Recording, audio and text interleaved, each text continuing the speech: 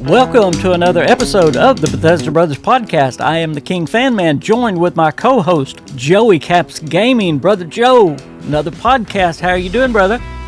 King, I'm good, King. I'm good. It's funny. A few things that we're about to go over. Todd Howard's a character. He's something else. He is something else. You know, it's going to be tough for Bethesda once he goes away because he is such a character. And we are talking about Todd Howard today. He just did an interview with GQ and got into a lot of Elder Scrolls 6 news, even some Fallout 5 news as well. So we're going to jump right in.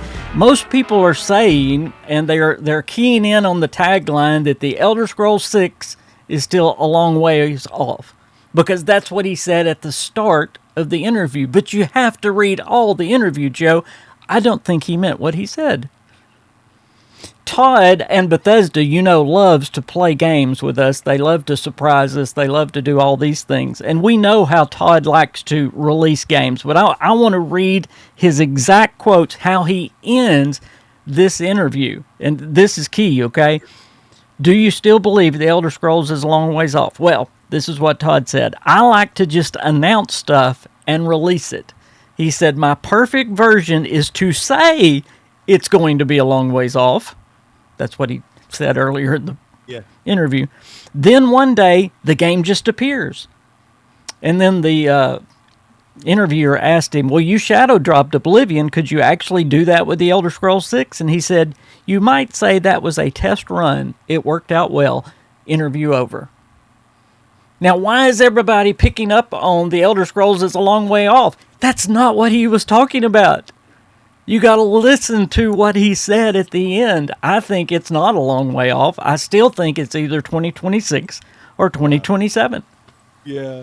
It's funny. You look at the end of that interview. He does say it worked out well. The shadow drop for Oblivion. He does say that. It makes you wonder. And this is something going back years with Todd Howard, right? He kind of tested it. Not a shadow drop.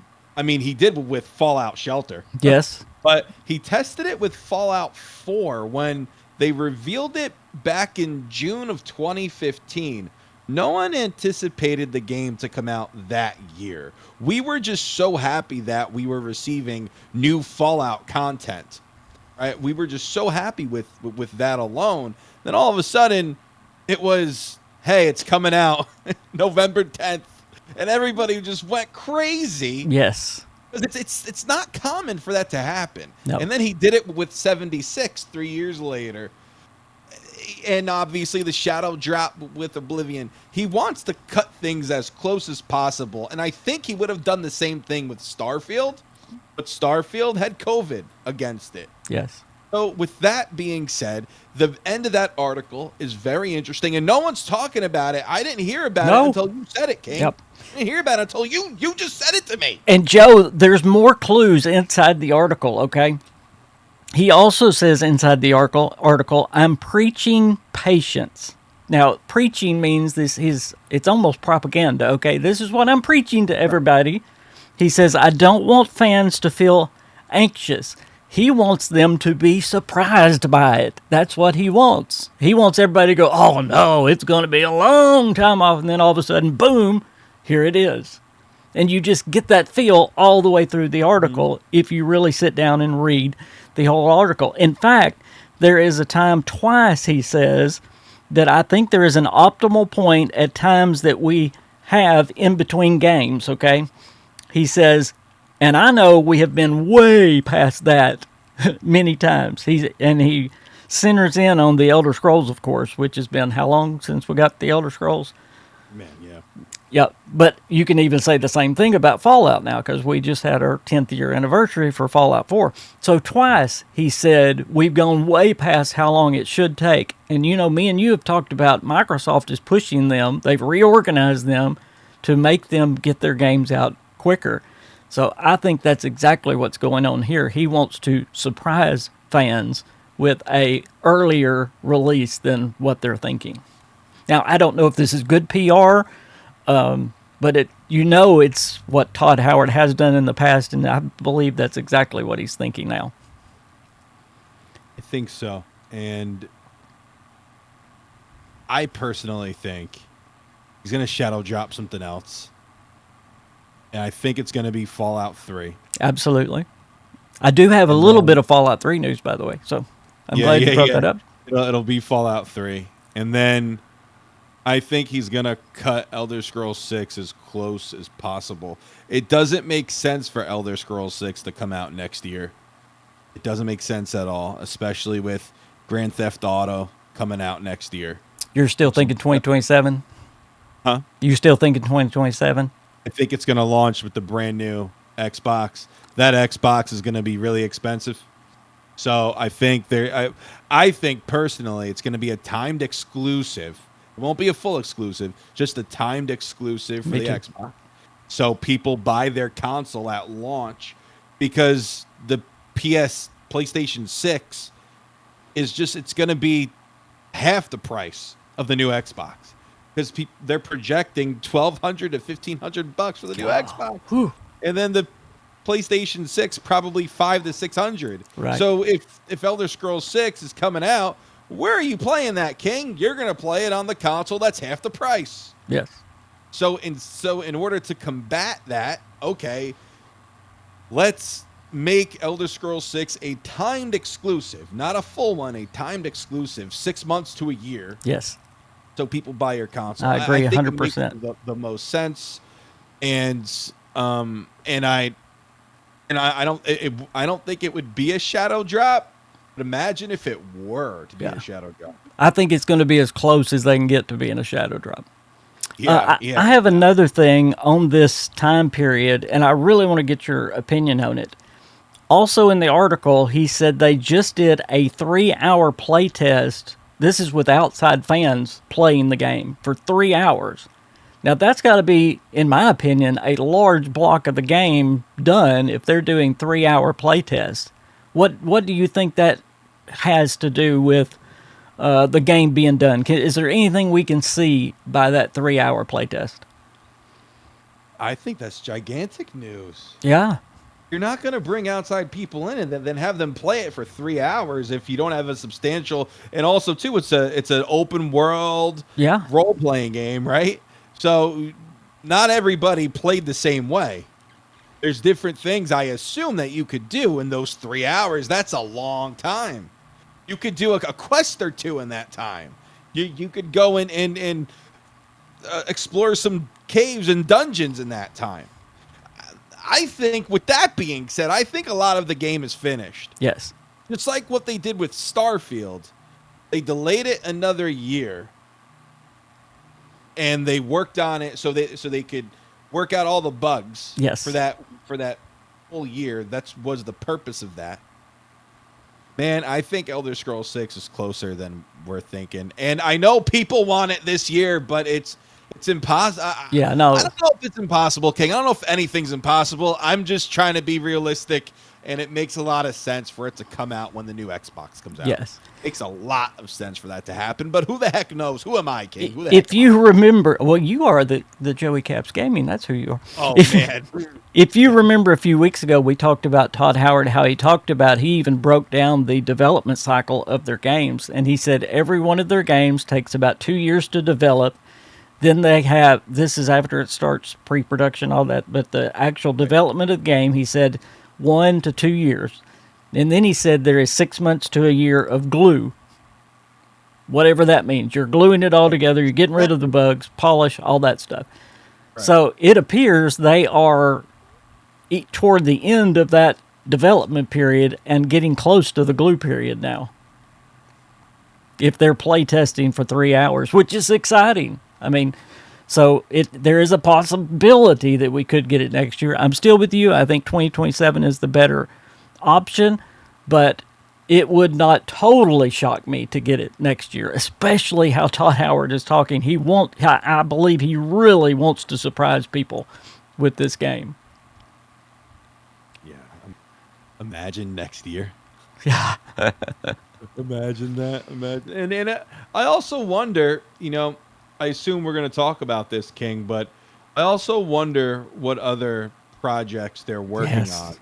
Great segue. Well, let's jump right into Fallout because he did mention Fallout projects that are going on right now. He literally said in the interview, we have hundreds of people working on Fallout. Now, let's break this down, okay? A lot of people would go, well, yeah, there's Fallout 76, there's Fallout 3 Remastered. No, he was specifically talking about people in Maryland. There are hundreds of people working on Fallout in Maryland. So that takes Fallout 76 off the table. That's a whole other studio. It takes Fallout 3 Remastered off the table because that's being done probably by Virtuous. It's not being done by Bethesda. So that takes that off the table. By the way, VGC confirmed Fallout 3 Remastered also today, which they're a little late to the party, but there's just another mainstream person saying, hey, yes, it's real. So what are they working on at Maryland that's Fallout, that's not Fallout 3 Remastered, that's not Fallout 76? It is Fallout 5.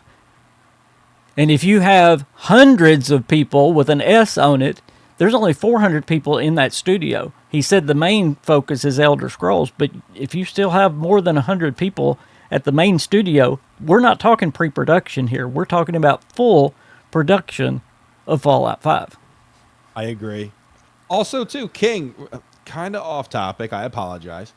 Have you played Fallout 4, the Anniversary Edition? I've got it all downloaded, and it took a while because the creations were taking a while to get downloaded and all that today because everybody was jumping on there. So, no, I haven't played the Anniversary Edition yet, but I'm about to. There's some really good content in there. The bounty hunters, that seems cool. Yeah, and it's just starting. They're just going to be adding as we get closer to the Fallout TV show, there's going to be a lot of creations added to it. How much money how far do they take this though? Like it's like, what is there going to be like $1,000 worth of content by the end of the year on there, and I got to spend $1,000 to play it all? They are going to ride Fallout 4 and Fallout 3 Remastered and Fallout 76 until Fallout 5 gets here. Especially Fallout 4. They're basically doing what we've been wanting them to do with Fallout 4. Absolutely. It's kind of cool. Yeah. I am excited. I could see myself just playing Fallout 4 for the rest of my life, especially if they come out with new content every couple of months. Well, Joe, let's think about if Elder Scrolls is getting to that glue stage. Yeah. That is the perfect time for another game to be hitting full development. So all this is lining up. So the Elder Scrolls has gone to the polishing stage, the gluing stage, as Todd says it. Fallout 5 is now under full development. Let's use his wording. Mm-hmm. Game stays in full development for a year or two. Okay? So let's give them the max there. 2027. Yeah. Okay? Then 6 months to a year of glue. 2028 for Fallout 5 at the earliest. But still, that's a possibility. And I don't think people think Fallout's coming that quick, and it is. Microsoft is pushing them hard. That lines up probably with season 3 of the TV show. Yeah. And that would give you a year to do Elder Scrolls with DLCs, and then boom. The only thing that concerns me, King, if I could say this, the only thing that concerns me is that they're gonna now milk Fallout 4. Yeah. They're gonna milk the creations. And not come out with a new Fallout game anytime soon, because it could be a sign of that too. I don't want it to be. Yeah, I really don't. I don't think so. I think Microsoft, and it might be if Microsoft wasn't involved. I don't like most of what Microsoft has done with Bethesda, but if there's one thing that's good, them reorganizing Bethesda, and we've already talked about this, and pushing them to get their games out quicker. Are you having a conniption? Yeah. There's a freaking spider in front of me. I was trying to kill it. But Microsoft pushing them to get the games out quicker is definitely a positive with this acquisition from Microsoft. I mean, there is no way they would even be starting Fallout 5 at this point if it wasn't for Microsoft. I think so. I don't think remasters happen. Can I throw something out there? Isn't it Yeah. funny that we've gone really over a year now without getting anything from Starfield? Why? Who do you think is directing where they put their energy? There are, listen, Joe, he said hundreds of people working on Fallout at Maryland. Right. If it was up to Bethesda, they would be working on Starfield. Yeah, and honestly, King, Starfield's a pretty good game. Yeah. It's a pretty good game. I played it. But Microsoft knows where the money is. Yeah. I started a new character. It's good. It's a good game. And I'm going to jump back in when the DLC comes out. Yeah. Yeah. But at the same time. But Microsoft knows where the money comes from. So if with Fallout 3 remastered, right? Do you think there would be creations in there too? I doubt it. I bet it's going to be just like Oblivion. It's going to probably have the Unreal 5 engine, and mods are going to be a totally different animal in that game than they are in a normal Bethesda game. Yeah, I don't believe it's going to be a full remake. I believe it's going to be that remake, remaster hybrid. This is going to be the funniest podcast anybody's ever seen, because somebody's going to tune in about halfway through and go, "What is Joe doing?" It's like a flying spider. I don't know what to do with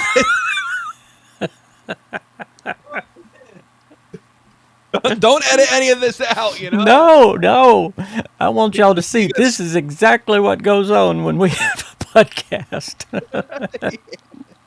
Oh, crap. Where'd it go? It's like a flying. Those don't exist. Are spiders mutating where they're flying now? We have Fallout spiders at Joe's house. Oh my God! New Jersey, man. This is hilarious. I got it with my trusty fly spider. You know? It's a Jersey spider. Yeah. They should make that. They should add it to Atlantic City in '76. Flying spiders. Oh gosh. Flies. Webs at you. Well, we've been talking about this stuff for a while. That coming very quickly, there's going to be a lot of Bethesda content, and you can just see it. It's going to all hit. I think we get Starfield next year. I think we get the Elder Scrolls the year after that. Fallout 3's in there somewhere in the next year and a half to 2 years, and then Fallout 5 as early as 2028. That's a lot of content. Fallout 3, is that long off? Is that far off? I don't personally. I think we could get it as early as next year. That's what I'm thinking. From what I hear, though, with Nate the Hate and all these, they're always, it's a long way off. Juicehead even says, it's a long way off. I just don't see it as a long way off.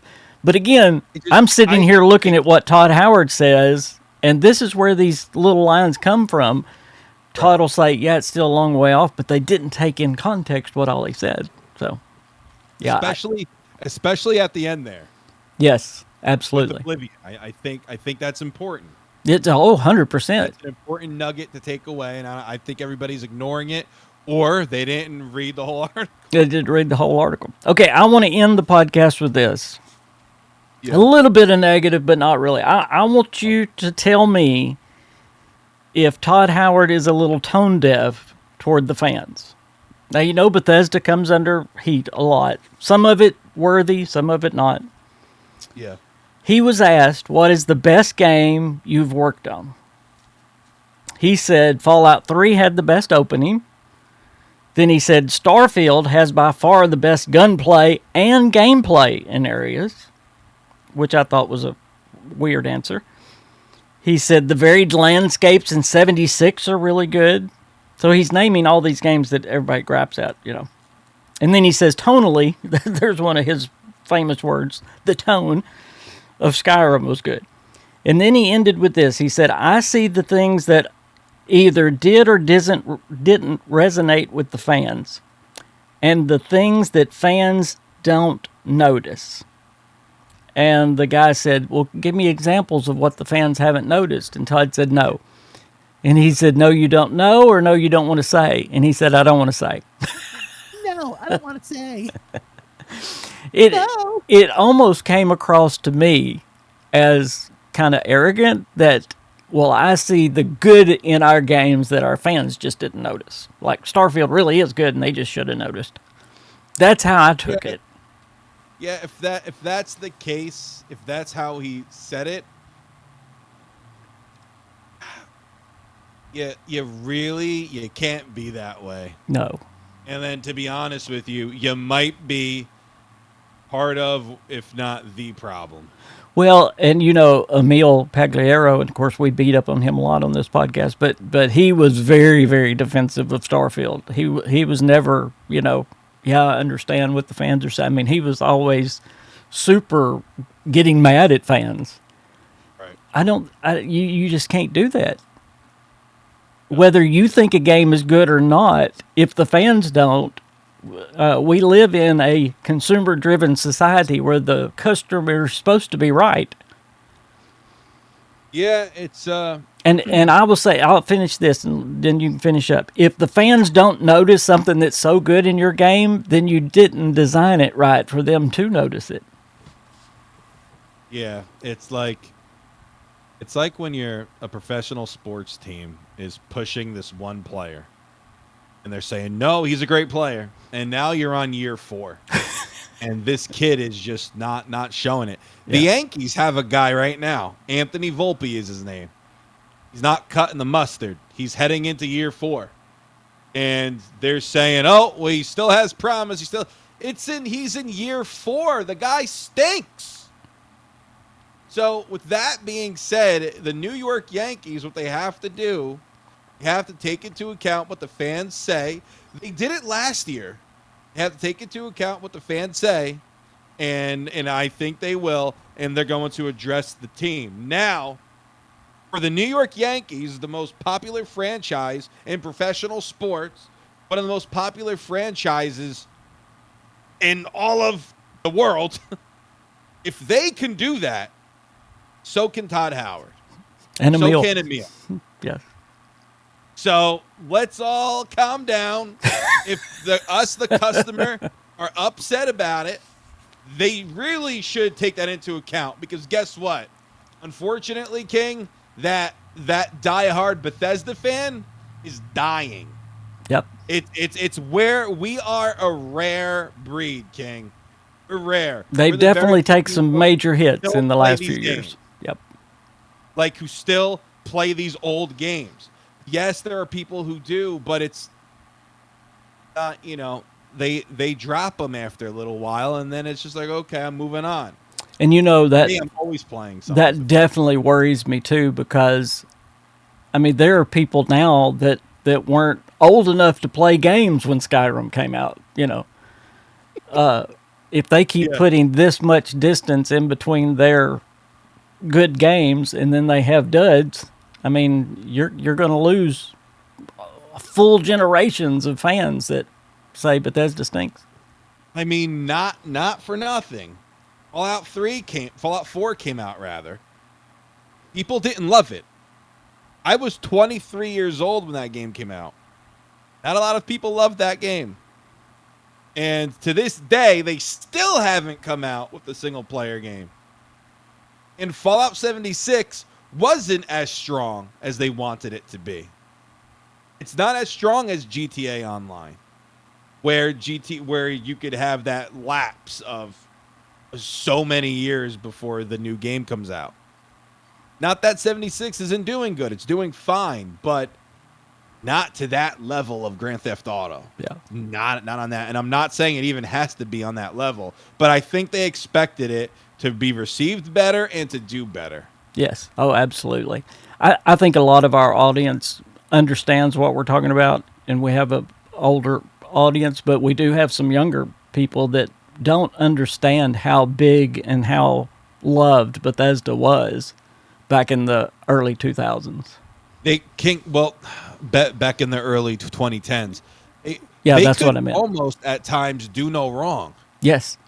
Yep. Because Skyrim was an absolute masterpiece. Fallout 3 was awesome. Well, you can And go then back. You can really go back to Oblivion. I mean, you could go back even more, but Oblivion's really where they started hitting their stride.